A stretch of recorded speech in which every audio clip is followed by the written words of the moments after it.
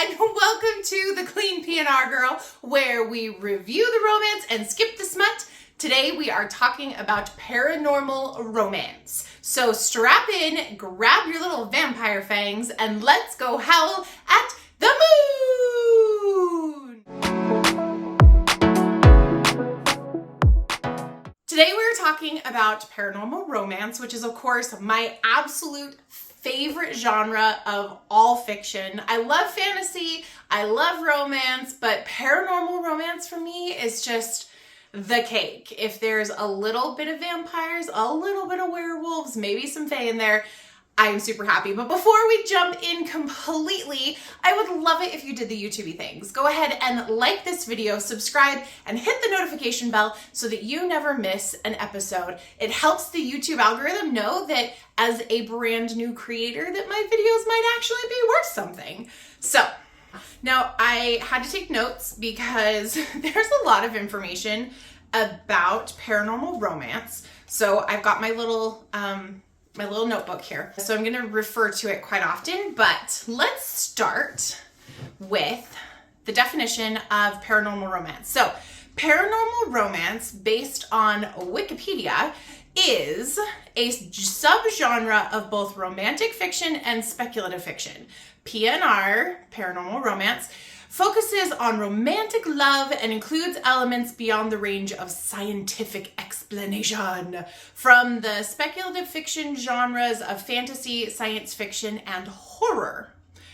But I really loved Game Rant's definition of it. It was pretty funny. Paranormal romance is a subgenre that covers the traditional bodice ripper tropes with one or more parties taking the form of something beyond humanity.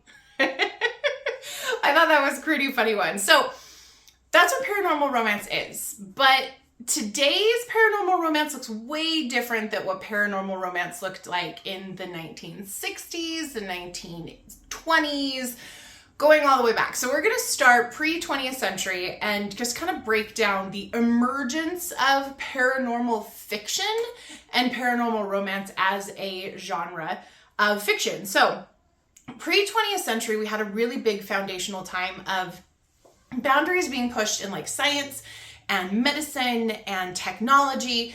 And there was a lot of creative thoughts in the air. There was a lot of creativity in just the general populace because so many things were being done and innovations were being created. And that included in fiction. So some of the classics that you might not know would be considered urban fantasy, which is like an early precursor to paranormal romance. Things like The Strange Case of Dr. Jekyll and Mr. Hyde. This is 100% an urban fantasy because it's taking a very fantastical element that is like pushing the boundaries of medicine, but then putting a twist on it of like pulling forward a demon and making it a part of the man. So there's that one. There's a book that's not really well known. It's called She by H. Rider Haggard. And it's about an immortal named Aisha, who's really powerful, very seductive. And one of the main plot points of the book is a romantic storyline. That one was written, I believe, in 1885. We have the picture of Dorian Gray, which was a Faustian retelling of heaven and hell and what we will give for immortality and beauty. And then, of course, the original Shadow Daddy, Dracula, written by Bram Stoker. His definition of vampires really changed the way that people looked at vampires because he added a romantic and seductive element to it. There had always been a seductive element to vampires previously, but now it was viewed a little bit more human. But 100% vampires at that time were still evil. They were like demons, they were devils, they were included with succubi and incubi, and they were the worst of the monsters in the whole monster genre back at that time. But we're still looking at like pre-20th century, and there's still very much vampires are monsters. That all kind of changes in the 20th century in 1970s. In the 1970s, there was a major change in the publishing industry, and we started to see works being produced that led to a total radicalization of the vampire. If you know what I'm talking about, it's Interview with a Vampire by Anne Rice. I'm flesh and blood, but not human. I haven't been human for 200 years. Interview with the Vampire. This book absolutely redefined what vampires are. So all of the vampires that we see in modern day, today, is 100% based on the foundation of Anne Rice's vampires in the Vampire Chronicles, specifically the vampire Lestat. Now that's the name of a book, which is the second book in her Vampire Chronicles series, but it's also the name of the main character, who is a vampire, a French nobleman from pre-1700s, I believe. The first book in that series, though, is Interview with the Vampire, and it's quite literally an interview with a vampire. So the vampire Louis comes to a journalist in modern day, 1970s, 1980s, and is telling his story from when he was born through becoming a vampire and then ending up with today. And it's a very dramatic story. It's beautifully written. And this is one of the very first times that we see the vampire not as the tempting evil demon, but as the tortured, beautiful man. He becomes the hero. So we go from the villain, the monsters, to the heroes of the story, who are tortured and misunderstood and dark and dramatic, and it's very sexy and ooh la la, all of that kind of stuff. Some of the vampires that are 100% based off of the Interview with the Vampire change, Buffy, Angel from Buffy, we've got Edward from Twilight, of course, Bill Compton from the Sookie Stackhouse series, which it was made into a TV series on HBO called True Blood. The Salvatore brothers, Damon and Stefan from the Vampire Diaries, the books and the TV show. And then one that I thought was interesting when I was doing some research was that a lot of people include Deacon Frost from Blade on this list, which at first I was like, no, but he's totally a bad guy. Like, totally a bad guy. But when I really started thinking about it, he's kind of that anti-hero thing where he's got the looks, he's got kind of that swagger, but he's definitely a bad guy, but it's totally that same idea of the vampire, of the modern day vampire. So because of the popularity of Interview with the Vampire, which was published in 1976, it led to authors who previously had not really had any chance in the industry to start popping off. Charlene Harris, who wrote the Sookie Stackhouse series, is one. Laurel K. Hamilton, which was the Anita Blake series, which is really, really popular. She also has a Faye series that's really popular. Christine Feehan, Sherilyn Kenyon, Patricia Briggs. Like, we have a whole slew of authors from the 1980s and 1990s that can pull back all of their success to Interview with the Vampire. But we see this complete shift in popular culture to vampires being hot and sexy and maybe a little bit dangerous, but not really. Like, you know, like they wouldn't totally hurt you. Outside of Anne Rice, though, all of these authors were kind of mid-listers. They were tried and true, they were selling really consistently in the genre, but they weren't popping off like massive, huge successes. That is until Twilight.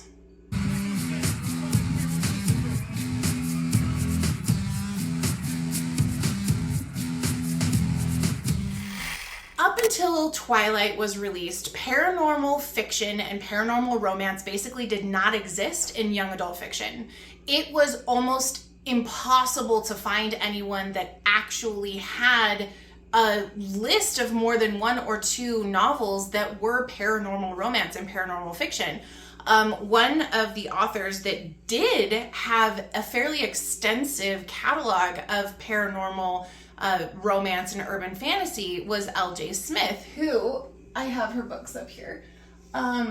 But she did the Night World series, which they're all published in omnibus versions now, and she did a whole bunch of different books that were like just urban fantasies. So like this is the Forbidden Game, and then we have the the Dark Visions, the Secret Circle. There was a whole bunch of books that she wrote, including the Vampire Diaries. So if you like the Vampire Diaries and you enjoyed that kind of storytelling, then if you go look up her catalog, she has got a lot of books. There was a final book that was supposed to be published in the series that never actually went anywhere, which is unfortunate because it's been long enough at this point, well over 20 years since she published the last Night World book, that it's probably never going to come out, which is really sad because she was like a main staple for me in my life. Other authors that were publishing young adult fiction in the paranormal romance or urban fantasy persuasion are like Amelia Atwater Rhodes, which I have some of her books here too. All my other ones across the room. But this one's Midnight Predator, Shattered Mirror, Demon in My View. They're all vampire novels, and then she created like this whole world, and then she created a whole shifter series that is total fantasy, that doesn't have anything to do with what she previously produced. But other than that, there were a couple of onesie-twosies, Blood and Chocolate, which is a horrible movie, wonderful book. Do not watch the movie. Like, I'll probably do a video at some point where I reread the book and then watch the movie and then get super, super, super angry. Because it was my favorite book for the longest time, and they destroyed the movie. I was so frustrated when I came out of that. There was another book that is one that comes up for me every once in a while and I reread, is Companions of the Night, which is just it's a standalone, sweet, very easy read in just a couple of hours kind of vampire novel. But there wasn't anything out there for young adult fiction. So 2005, Twilight hits the shelves and it completely changes the publishing industry. If you guys are interested in a deep dive, I actually did a paper in college all about how Harry Potter and Twilight changed the publishing industry forever. And leave a comment and let me know if you'd like me to do a deep dive on that, because I think that's a video that would be really interesting to make and be able to go back through all of my old papers. But Twilight created this lightning in a bottle moment for young adult publishing. It showed publishers that, first off, there was a genre that they were not tapping into at all, paranormal romance. And they learned that adult women, specifically women, were willing to read young adult fiction if the story had something to do with vampires, werewolves, ghosts, fae. It opened up an entire world for the publishing industry that had previously essentially been non-existent. So we have Twilight hit the shelves in 2005, and then the next book, New Moon, I believe was published in 2007. Don't quote me on that, but I think it was 2007. It could have been 2006. Maybe 2006. Anyway, so we have kind of this more rapid release of books for Twilight up at that beginning part, and it was intense. It took over everything. I worked at a Barnes & Noble really soon after the second book came out, and it was overwhelming how incredible the veracity of the readership was. People wanted paranormal romance left and right, specifically in young adults. A lot of the individuals who were reading this stuff were people who didn't necessarily want the spice, but they loved paranormal and they were so involved in these stories. So then we had an explosion of published works in young adult that had anything and everything to do with paranormal and supernatural topics. We had the angel thing for a little with Hush Hush and Fallen, a couple of other big books that came out during that time period, and they went with the whole demon thing for a while. There was the Fae with the Iron King series. There were so many books that were being published, and honestly, Most of them were not awesome because it was publishers jumping on a train that they had just discovered was leaving the station. But every once in a while, there was a really good one. So it was a genre that I was reading really voraciously. And when I was working at Barnes & Noble, I was recommending things left and right to people because I knew the genre so well. And it was something that I was so excited to share with other people. So we fast forward a little bit to today now. It's been almost 20 years since the Twilight book was released. And the paranormal romance thing is not backing down. It's getting stronger and it's getting better. In the last couple of years, we've had books like Crescent City, released by Sarah J. Maas, as well as ACOTAR, which both are paranormal romances. Crescent City also happens to be urban fantasy, which is really neat. We have an explosion of authors in adult fiction that are writing copious amounts of things in paranormal romance. And I love the fact that it's all happening across publishing platforms.